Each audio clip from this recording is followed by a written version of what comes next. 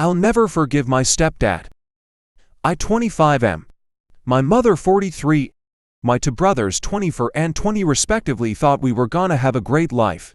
After my mom and dad got divorced after he constantly cheated on her.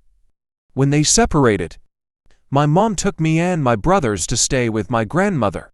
My brothers and I were having the time of our lives, playing video games with my two uncles and spending time with my grandparents.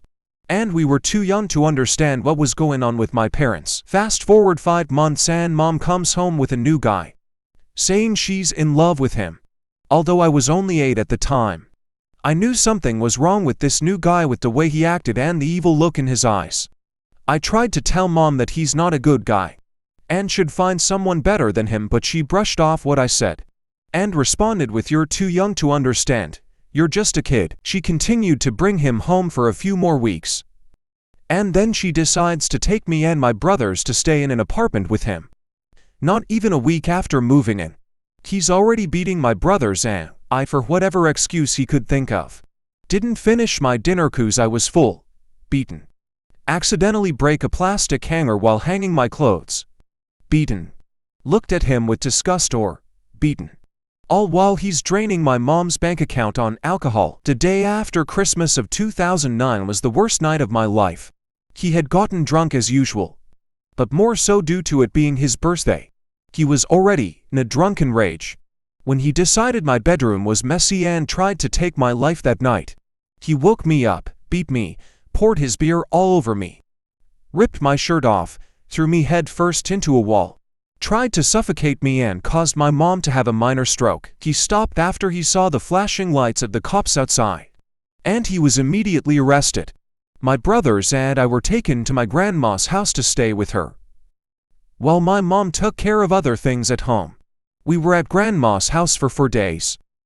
When I heard my mom had bailed him out of jail, when I heard the news, I was furious and scared, and I was told he's coming back to stay with us. Several more years pass and he was still drinking and beating us after he made a solemn vow to quit drinking.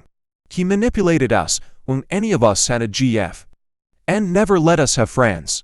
He also made sure that I never developed social skills, and I'm always quiet as a result and was considered an outcast by other kids at school.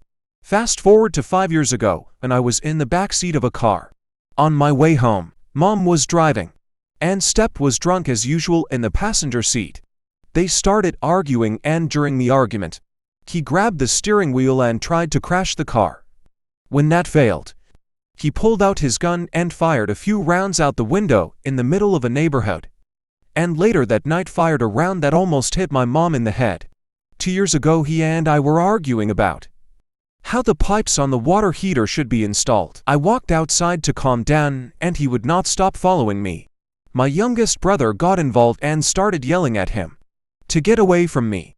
When his back was turned, stepdad took a pipe wrench and tried to bash him in the head, but my brother turned around just in time to dodge and choke him out and did not let go until he was nearly dead. In January of this year, everyone in my family, me, my brothers, mom, and grandparents all decided we had enough and told him he had until the end of the month to pack his things and leave.